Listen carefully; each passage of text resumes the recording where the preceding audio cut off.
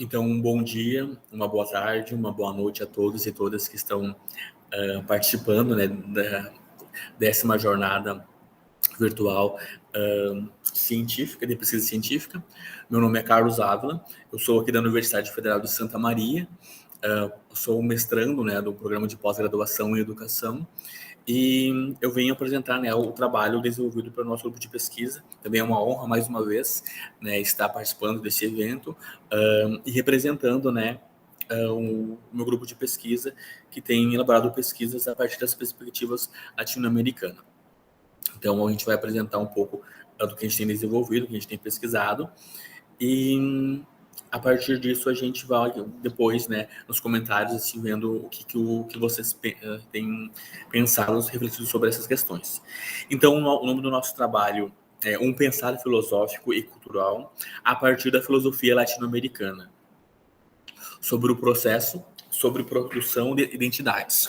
Então, esse trabalho é desenvolvido por nós, aqui, né, por nossos pesquisadores aqui do grupo de pesquisa, e eu vou passar um pouco rápido, porque a gente tem pouquíssimo tempo, mas inicialmente esse trabalho surgiu a partir, né, de reflexões que temos desenvolvido desde a graduação. Por exemplo, eu tenho formação em filosofia, fiz a minha primeira graduação em filosofia, e uma das questões que a gente tem visto, que a gente viu durante a formação, é que grande parte dos currículos, não só onde a gente se formou, mas nos currículos de filosofia, da graduação em filosofia, tem uma inexistência, né, do ensino de filosofia africana, filosofia latino-americana, filosofia feminista, por exemplo.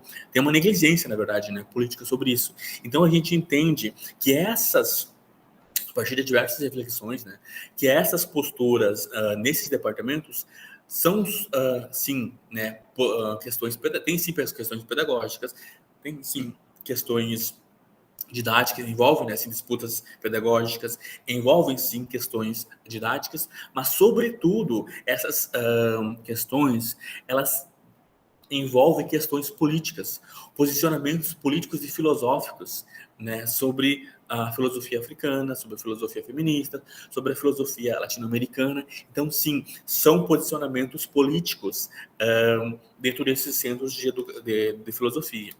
Então, a gente vê que essa negligência, ela produziu diversos tipos, né, de apagamento e silenciamento, e uma falta de uma identidade nossa, enquanto seja como sujeito latino-americano, sejam as mulheres que têm poucas disciplinas ou quase nenhuma disciplina sobre filosofia feminista, ou uma inexistência, por exemplo, de filosofia africana, que mesmo tendo lei, né, que nos obrigue isso, mesmo que lá no ensino médio, quando a gente for dar aula, por exemplo, a gente vai ser obrigado a dar aula, mas a gente não teve essa formação sobre, por exemplo, filosofia africana. Então é uma negligência, um hiato, assim, entre a universidade e os currículos do ensino médio, né? Um argumento, né, que já justifica a necessidade de termos, por exemplo, filosofia africana, filosofia feminista, filosofia latino-americana nos currículos de graduação, porque a gente vai ter que ensinar isso, não só, né, mas também porque a gente vai ter que ensinar isso durante o ensino médio. Então, por exemplo, mas voltando aqui à discussão, então a gente entende, né, que os territórios educacionais, eles são sim territórios de disputas de sentidos, de narrativas e significados. E a ausência, né, de filosofia latino-americana, ela é sim a produção também de novos de sentidos hegemônicos que, né, desde 1900, há 500 mil anos atrás, a gente tem visto. Então aqui a gente tem uma citação de Veiga Neto, que, a partir da filosofia Foucaultiana, compreendemos que somos sujeitos de conhecimento, sujeitados e produzidos por determinadas vontades de saber, que influenciam nossas condutas e nossa relação conosco, com os outros e com o mundo.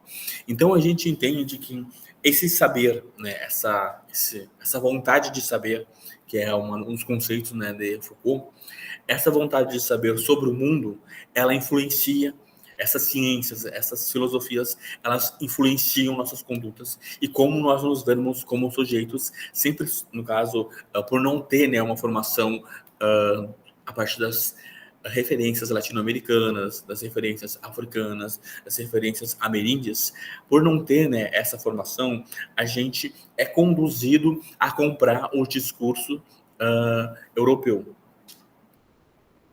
Então a gente vai, de alguma forma, entendendo, né, que, como eu já falei, é que existe essa ausência e essa negligência em ter um ensino de filosofia, e sim, isso produz muitas questões, né, que viram um círculo vicioso nos centros de ensino de filosofia, por exemplo. Então a gente optou por construir essa narrativa, essa pesquisa, a partir, né, dos estudos de um grande filósofo latino-americano, que é o filósofo Henrique Dussel. Henrique Dussel nasceu em 1934 e morreu, infelizmente, em novembro do ano passado. Henrique Dussel deixa um grande legado. Henrique Dussel já esteve aqui no Brasil, de alguma forma, se não me engano, foi na Universidade Federal do ABC, em 2015, né, ele participava de seminários, dava aula, e é uma grande referência para nós que estudamos filosofia latino-americana, filosofia da libertação. Então, um pouco, né, da história do grande filósofo.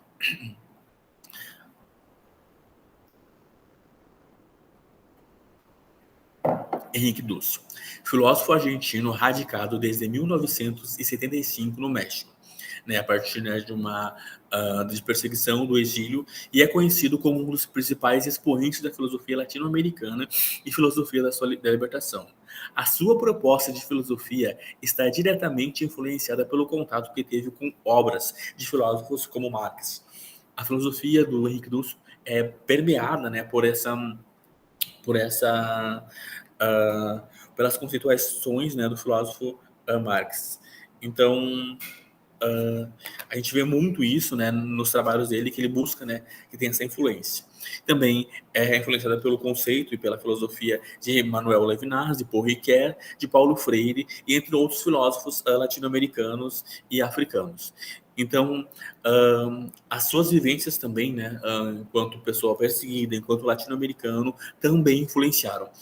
Não coloquei aqui nos slides, mas é importante ressaltar que as pesquisas do Henrique Dussel, os trabalhos de Henrique Dussel, eles têm uma vertente de buscar entender e buscar refletir, né, sobre os processos de reflexões que surgiram a partir, né, dos movimentos sociais que vieram da América Latina.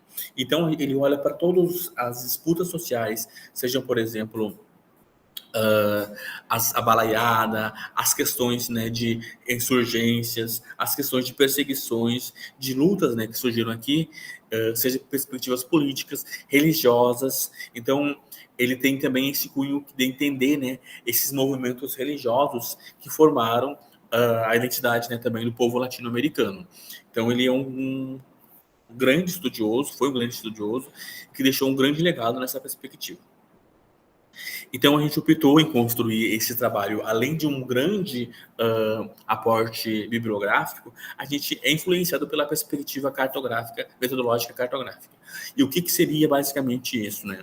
A perspectiva cartográfica, ela tem, sendo bem, né, objetivo, né, ela tem a perspectiva e a vontade de produzir novos significados, né, de produzir novas informações a partir, né, dos dados, a partir das pesquisas, dos conceitos que nós temos estudado.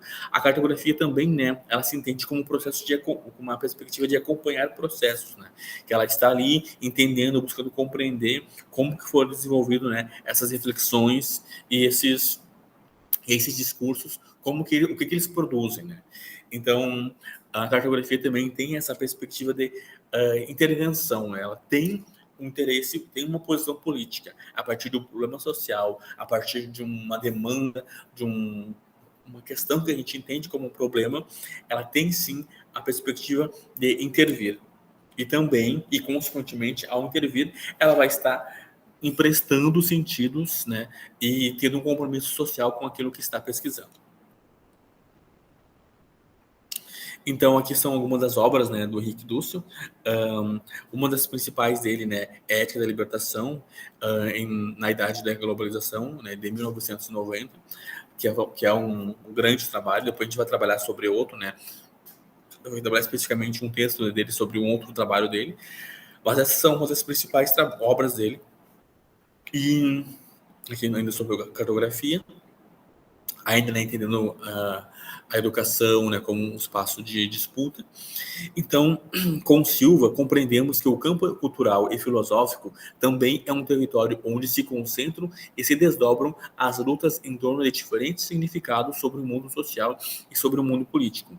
Então, a gente entende que, como eu já falei, né, tipo, a escolha de não ter filosofia africana, a escolha de não ter filosofia latino-americana ou filosofia, qualquer outro tipo de filosofia, é uma escolha política, né?